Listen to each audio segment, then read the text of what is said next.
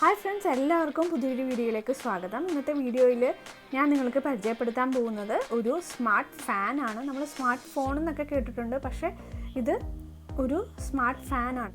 അപ്പോൾ ഇത് ഇതിൻ്റെ അൺബോക്സിങ്ങും ഇത് ഇൻസ്റ്റാൾ ചെയ്യുമ്പോൾ നമ്മൾ ശ്രദ്ധിക്കേണ്ട കാര്യങ്ങളും ഇൻസ്റ്റാൾ ചെയ്യേണ്ടത് എങ്ങനെയാണെന്നൊക്കെയാണ് നമ്മൾ ഇതിലൂടെ കാണാൻ പോകുന്നത്. ആദ്യമേ തന്നെ നമുക്ക് ഈ സ്മാർട്ട് ഫാനിൻ്റെ പാർട്സ് ഏതൊക്കെയാണെന്നൊക്കെ ഒന്ന് നോക്കാം. ഇത്രയും ആണ് നമ്മൾ അൺബോക്സ് ചെയ്യുമ്പോൾ കാണുന്നത്. ഈ ഐറ്റംസ് കൂടാതെ ഇതിൻ്റെ കൂടെ ഒരു യൂസർ മാനുവലും അവൈലബിൾ ആണ്. അപ്പം നമുക്ക് ഇതിൻ്റെ പാർട്സൊക്കെ നമുക്കൊന്ന് പരിചയപ്പെടാം. ആദ്യമേ തന്നെ ഇതിൻ്റെ പാർട്സായിട്ട് വരുന്നത് ലീഫുണ്ട്. 3 ലീഫാണ് ഈ ഫാനുള്ളത്.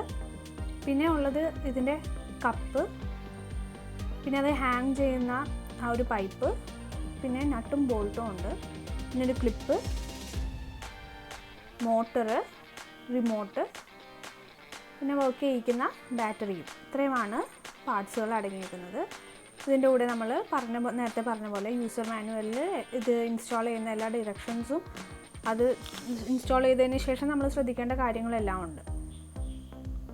ആദ്യമേ തന്നെ നമ്മൾ ഫിറ്റ് ചെയ്യുമ്പോൾ സാധാരണ ഫാൻ നമ്മൾ ഫിറ്റ് ചെയ്യുന്നത് പോലെ തന്നെ അതിൻ്റെ മോട്ടറിലേക്ക് ആ ഫാൻ ഹാങ് ചെയ്യുന്ന പൈപ്പ് ഇൻസേർട്ട് ചെയ്യാം.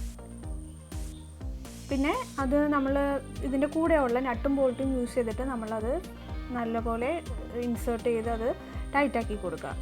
ഇത് അത്ര ഡിഫിക്കൽട്ടായിട്ടുള്ളൊരു പ്രൊസീജിയറൊന്നുമല്ല. സാധാരണ നമ്മുടെ ഫാൻ ഹാങ് ചെയ്യുന്നതിന് വേണ്ടിയിട്ട് നമ്മൾ ചെയ്യുന്ന അതേ പ്രോസസ്സ് തന്നെയാണ് ഇവിടെയും ചെയ്യുന്നത്. നമ്മൾ ആദ്യമേ പറഞ്ഞ പോലെ തന്നെ അറ്റംബർഗ് റെനേസ സ്മാർട്ട് ഫാൻ എന്നുള്ളതാണ് ഇതിൻ്റെ പേര്. ഇതിൻ്റെ പ്രൈസ് വരുന്നത് ഏകദേശം ഒരു 7,000-ന് അടുത്താണ്. പക്ഷെ നമ്മളിത് ആമസോണിൽ നിന്ന് പർച്ചേസ് ചെയ്തപ്പോൾ ഇതിൻ്റെ പ്രൈസ് അയക്കുന്നത് അറൗണ്ട് 4,000 ആണ്. ഇനി നമ്മൾ ഇതിൻ്റെ പ്രത്യേകതകളാണ്. നമ്മളിത് സ്മാർട്ട് ഫാൻ എന്ന് പറയുമ്പോൾ അതിൻ്റേതായിട്ടുള്ള പ്രത്യേകതകളുണ്ടെന്ന് പ്രത്യേകം ഓർക്കണം. അപ്പോൾ ഇതിൻ്റെ മെയിൻ ആയിട്ടുള്ള ഒരു ഫീച്ചർ എന്ന് പറയുന്നത് എനർജി എഫിഷ്യൻ്റ് ആയിട്ട് ഉള്ള BLDC ടെക്നോളജിയാണ് ഇതിൽ യൂസ് ചെയ്തേക്കുന്നത്.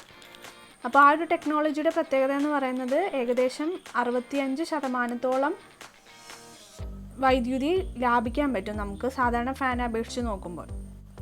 അടുത്തതായി നമ്മൾ ചെയ്യുന്നത് ഇതിൻ്റെ ലീഫ് ഫിക്സ് ചെയ്യുന്ന പ്രോസസ്സാണ്. നമ്മൾ സാധാരണ ഫാനിൻ്റെ ലീഫ് ഫിക്സ് ചെയ്യുന്ന പോലെ തന്നെയാണ് ഇവിടെ. ഇപ്പോൾ മോട്ടറിലേക്ക് നമ്മൾ കാണുന്ന ആ ഒരു മാർക്കിങ്ങിൽ നമുക്കത് പെട്ടെന്ന് തിരിച്ചറിയാൻ പറ്റുന്നതാണല്ലോ. അപ്പോൾ അതിലേക്ക് ആ ലീഫ് നമ്മൾ 3 ലീഫും അത് ആ വെക്കേണ്ട പാർട്ടിൽ വെച്ചതിന് ശേഷം നമ്മൾ സ്ക്രൂ വെച്ച് ടൈറ്റ് ചെയ്ത് കൊടുക്കുകയാണ് സാധാരണ ചെയ്യുന്നത്. അതുപോലെ തന്നെയാണ് നമ്മൾ ഇവിടെയും ചെയ്യുന്നത്. ഇനി നമ്മൾ ചെയ്യുന്നത് ഈ ഫാനിൻ്റെ ഉള്ളിലെ ആ ഒരു വയർ നമ്മൾ മോട്ടറുമായിട്ട് കണക്ട് ചെയ്യുന്ന ഒരു പ്രോസസ്സാണ്. അപ്പോൾ അതിന് വേണ്ടിയിട്ട് നമ്മൾ നേരത്തെ മോട്ടറുമായിട്ട് നമ്മൾ കണക്ട് ചെയ്ത ആ ഒരു പൈപ്പിൻ്റെ അകത്തുകൂടെ വയർ ഉള്ളിലേക്ക് വലിച്ച് കയറ്റിയതിന് ശേഷം നമ്മൾ അത് ഫാനിൻ്റെ മോട്ടറുമായിട്ട് കണക്ട് ചെയ്യണം. അപ്പോൾ അതിന് വേണ്ടി നമുക്ക് ചെയ്യാവുന്നത് താഴെ വെച്ച് തന്നെ, അതായത് ഫാൻ നമ്മൾ ഹാങ് ചെയ്യുന്നതിന് മുന്നേ തന്നെ താഴെ വെച്ചിട്ട് നമുക്ക് ആ പൈപ്പിലൂടെ ആ വയർ വലിച്ച് നമുക്കതിൻ്റെ മോട്ടറുമായിട്ട് കണക്ട് ചെയ്യാം. അല്ലെങ്കിൽ ഫാൻ ഹാങ് ചെയ്തതിന് ശേഷം മേളിൽ നിന്ന് വയർ നമ്മൾ ആ പൈപ്പിലൂടെ എടുത്തതിന് ശേഷം മോട്ടറിലേക്ക് കണക്ട് ചെയ്യാം. പക്ഷേ രണ്ടും കമ്പയർ ചെയ്യുകയാണെങ്കിൽ നമ്മൾ താഴെ വെച്ച് തന്നെ പൈപ്പിൻ്റെ ആ വയറിംഗ് ഒക്കെ ചെയ്തതിന് ശേഷം ഹാങ് ചെയ്യുന്നതായിരിക്കും കുറച്ചും കൂടി എളുപ്പം. ഇതിപ്പോൾ ഞാനിത് സ്വയം വീട്ടിൽ ചെയ്തതാണ്. ഏതൊരാൾക്കും ഇത് എളുപ്പത്തിൽ ചെയ്യാവുന്നതാണ്. നമ്മൾ സാധാരണ ഫാൻ കണക്ട് ചെയ്യുന്നതിൻ്റെ ആ ഒരു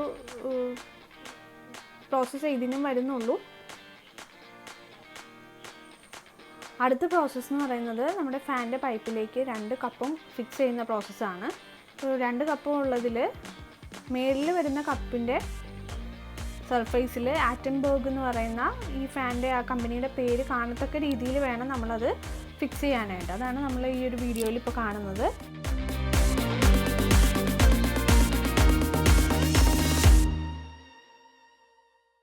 ഇപ്പം നമ്മൾ ഈ ഫാനിൻ്റെ കണക്ഷൻസൊക്കെ ഏകദേശം നമ്മൾ ഫിറ്റ് ചെയ്തിട്ടുണ്ട്.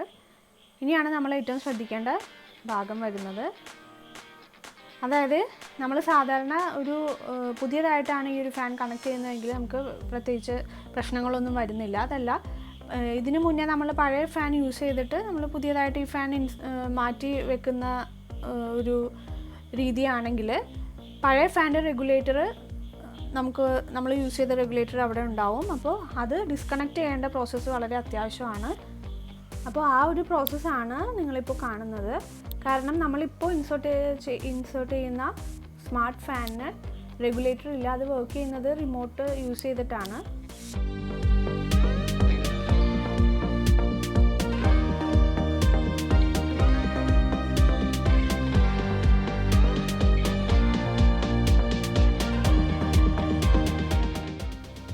ഇനി അടുത്ത പ്രോസസ്സ് എന്ന് പറയുന്നത് നമ്മളുടെ ഫാൻ മേളിൽ ഫിറ്റ് ചെയ്യാൻ വേണ്ടിയിട്ടുള്ള പ്രോസസ്സാണ്. അപ്പോൾ അതിനായിട്ട് നമ്മളുടെ ആ ഫാൻ കണക്ട് ചെയ്യുന്ന ആ ഒരു ക്ലിപ്പ് മേളിൽ വെച്ചതിന് ശേഷം അത് കറക്റ്റായിട്ട് നമ്മുടെ ഫാനിൻ്റെ പൈപ്പിലേക്ക് ഇൻസേർട്ട് ചെയ്ത് സ്ക്രൂ വെച്ച് നമ്മൾ ടൈറ്റാക്കി കൊടുക്കുന്നു. അതിനുശേഷം ഫാനിൻ്റെ ആ ഒരു വയറിങ്, ആ ഒരു കണക്ഷൻ നമ്മൾ കറക്റ്റായിട്ട് കണക്ട് ചെയ്യുന്നു.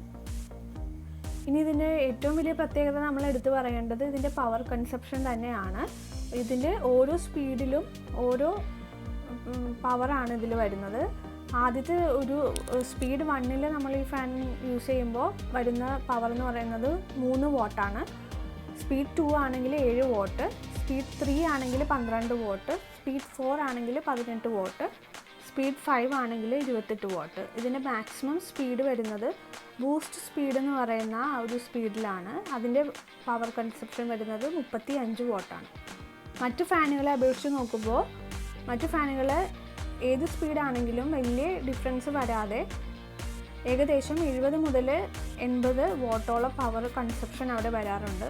അപ്പോൾ അത് വെച്ച് കമ്പയർ ചെയ്യുമ്പോൾ ഇവിടെ പവർ കൺസപ്ഷൻ കുറവാണ്. അടുത്തതായി നമുക്ക് ഈ ഫാനിൻ്റെ റിമോട്ട് ഒന്ന് പരിചയപ്പെടാം. ഇതാണ് ഫാനിൻ്റെ റിമോട്ട്. ഇതിൽ 1 2 3 4 5 അങ്ങനെ 5 different levels of speed adjust ചെയ്യാൻ പറ്റും. പിന്നെ ഈ കാണുന്നത് ടൈമർ, LED, സ്ലീപ്പ് ബട്ടണാണ്. അങ്ങനെ 3 ബട്ടൺ ഉണ്ട്. നമ്മളിപ്പോൾ ടൈമർ പ്രസ് ചെയ്യുകയാണെങ്കിൽ ഏകദേശം 6 മണിക്കൂറത്തോളം ഉള്ള ഫാനിൻ്റെ വർക്കിംഗ് അഡ്ജസ്റ്റ് ചെയ്യാൻ വേണ്ടിയിട്ടാണ്. അതായത് നമ്മൾ ടൈമർ ഇപ്പോൾ 1 നമ്മൾ കൊടുക്കുന്നതെങ്കിൽ 1 മണിക്കൂറിന് ശേഷം ഫാൻ തനിയെ ഓഫാവും. 2 ആണെങ്കിൽ 2 മണിക്കൂറിന് ശേഷം ഫാൻ തനിയെ ഓഫാവും.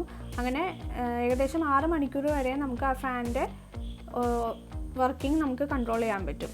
ഇനി നമ്മൾ LED ബട്ടൺ പ്രസ് ചെയ്യുകയാണെങ്കിൽ ഫാനിൻ്റെ നടുക്ക് കാണുന്ന ആ ഒരു LED ലൈറ്റ് തെളിയുന്നത് നമുക്ക് കാണാം.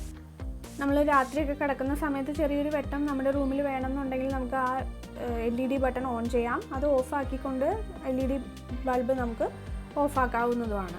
ഇനി അടുത്തത് സ്ലീപ്പ് ബട്ടൺ ആണ് നമ്മൾ പ്രസ് ചെയ്യുന്നതെങ്കിൽ നമുക്ക് ഈ ഫാനിൻ്റെ സ്പീഡ് കൺട്രോൾ ചെയ്യാൻ പറ്റും. അതെങ്ങനെയാണെന്ന് വെച്ചാൽ നമ്മൾ ഒരു തവണ സ്ലീപ്പ് ബട്ടൺ പ്രസ് ചെയ്യുകയാണെങ്കിൽ ഇപ്പോൾ നിലവിൽ ഫാൻ ഏത് സ്പീഡിലാണോ കറങ്ങുന്നത് അതിൻ്റെ തൊട്ട് അടുത്ത സ്പീഡിലേക്ക്, അതായത് തൊട്ട് മുന്നത്തെ സ്പീഡിൻ്റെ ലെവലിലേക്ക് 2 മണിക്കൂർ കഴിയുമ്പോൾ ഈ ഫാൻ തനിയെ തന്നെ അതിൻ്റെ സ്പീഡ് അഡ്ജസ്റ്റ് ചെയ്തോളും. ഇനി നമ്മൾ പരിചയപ്പെടാൻ വേണ്ടി പോകുന്നത് ആറ്റംബർഗിൻ്റെ ആപ്പാണ്. ഇതാണ് ആറ്റംബർഗിൻ്റെ ആപ്പ്. ഇതിലിപ്പോൾ വന്നേക്കുന്നത് ഞാൻ 1 മാസത്തോളമായിട്ട് ഈ സ്മാർട്ട് ഫാൻ യൂസ് ചെയ്തതിൻ്റെ ഡാറ്റാസാണ് പരിചയപ്പെടുത്താൻ പോകുന്നത്. നമ്മൾ ആപ്പ് തുറന്നതിന് ശേഷം അതിൽ ക്ലിക്ക് ചെയ്യുമ്പോൾ ആദ്യമേ കാണുന്നത് ഫാനിൻ്റെ സ്പീഡ് കൺട്രോൾ ചെയ്യാനായിട്ടുള്ള ഓപ്ഷൻസാണ്. പിന്നെ ടൈമർ സെറ്റ് ചെയ്യാനുള്ള ഓപ്ഷൻസ് ഉണ്ട്.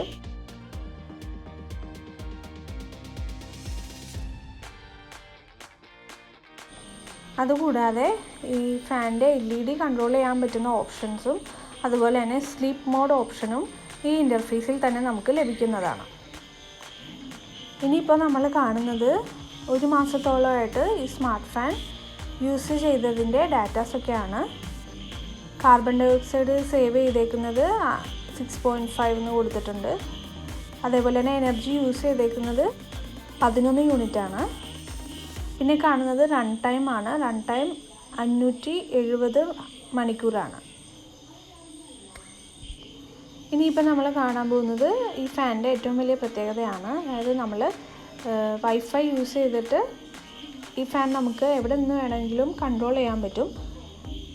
ആമസോൺ, അലക്സ, ഗൂഗിൾ തുടങ്ങിയ സർവീസസുകൾ നമ്മൾ യൂസ് ചെയ്തിട്ട് നമുക്ക് ഈ ഫാൻ കൺട്രോൾ ചെയ്യാൻ പറ്റും.